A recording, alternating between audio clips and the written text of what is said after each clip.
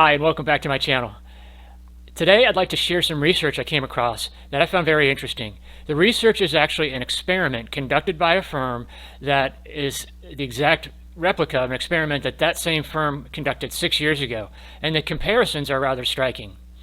Hi, I'm Steve Murphy. I'm a Vice President at ARG, and while I work for ARG, this video is my own and does not necessarily reflect the views or opinions of my employer. This channel is all about helping IT leaders make great business decisions. And this research we're about to look at will hopefully help you in your conversations with senior management about what happens to data once it's been compromised. The Bitglass experiment is called Where's Your Data? And as I said, it's a repeat of an experiment that they ran 6 years ago. So the data helps them compare what's transpired on the dark web over that 6-year interval. The methodology is pretty simple. They came up with some falsified artifacts that appeared to come from the RockU 2021 password compilation leak. They categorized their information in 4 different categories: that of government information, retail information, compromised content or pirated content, and gaming. They put this information out on the dark web in a watermarked fashion so they could track the IP addresses, country of origin, dark web posting views and clicks and file downloads and so forth. And they ran this experiment for 15 days. Now, their white paper here, their summary of the results, goes into some individual cases where they identified some of the bad actor organizations. But I want to get into their first finding, which is rather stark. Over the 15-day period, from one experiment to the next, with a 6-year interval, the first experiment in this first 15 days had 1,100 views in 2015. The views in 2021 over that same 15-day time period had 13,200 views, a 1,200% or 12 times increase.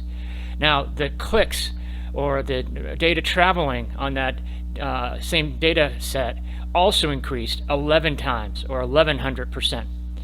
That's a stark increase in terms of what's happened over the last 6 years. The data was accessed from 5 different continents, and we'll see in just a few minutes that it's not being accessed in the places that you would normally think. Finding number 2, the dark web activity has become darker. Now, this is only sort of to be expected. Over the last 6 years, the bad actors have gotten better at disguising their identity. 93% of the clicks on this past experiment, most recent experiment in 2021, were people who were masking their identity, cloaking their identity either through private VPNs or through proxy servers. In 2015, that number was only 67%, or about 2/3. Now, the interest in the data was highly skewed towards retail and government, with anonymous clicks totaling about 1/3 for each of those categories.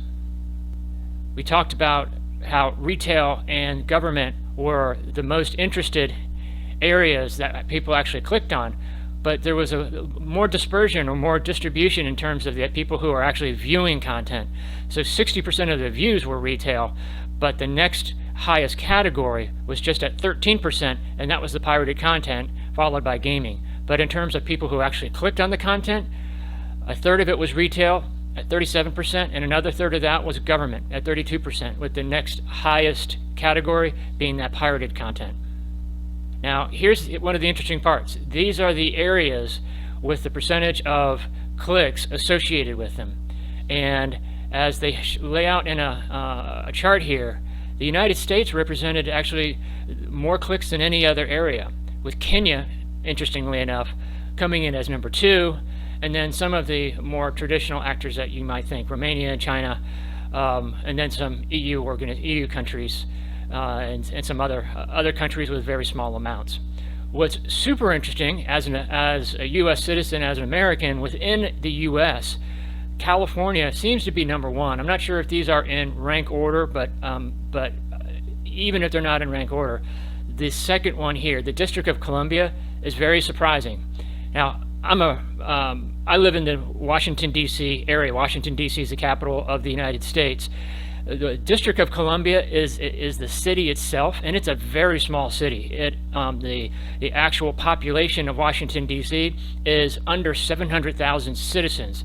So for a large percentage of the suspect clicks or dark web clicks to come from Washington, D.C. It's really suspicious in my view. I wonder, although I think Bitglass went back to some of the organizations that that they saw clicks coming from, but I wonder if some of that activity in the District of Columbia might actually be law enforcement activity rather than actual bad actors. So the next or last takeaway here is that the bad actors have gotten better.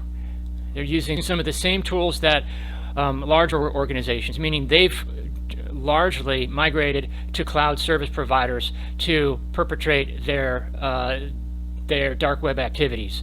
In 2015, there were no instances of bad actors using cloud resources. In 2021, almost all of the activity were from people using cloud resources.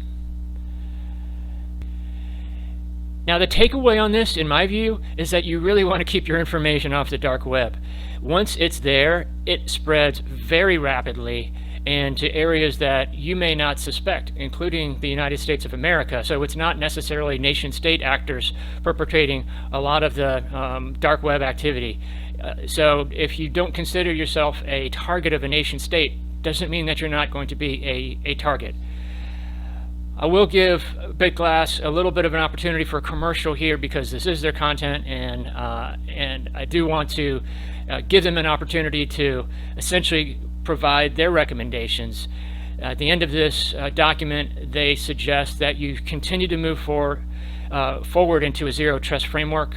Make sure that your security extends to all devices, whether or not they're consistently connected to the network. Employ mechanisms that can track the location of people accessing your network. Make sure that you've instituted best practices to ensure good employee cyber hygiene. Block SaaS application logins from areas that are trying to anonymize their location or their origin. And make sure that your security strategy is independent from your underlying systems infrastructure. Now, for medium-sized organizations, I can't stress this enough. It's very common for medium-sized organizations to have their managed service provider or their IT VAR managing both their IT infrastructure, their production infrastructure, their backup infrastructure, and their cybersecurity infrastructure. Those are way too many elements under the control of one organization. You really need to separate out your IT operations from your cybersecurity, especially if you're using a professional services provider. If you're interested in evaluating some managed security service providers, feel free to reach out to me. My contact information is in the description of this video. I'm happy to have a conversation around MSSPs or any other content that's on this channel. If you got some value out of this video, I'd appreciate a like, a thumbs up. That helps other people see this content. And until the next time, I hope you have a great day.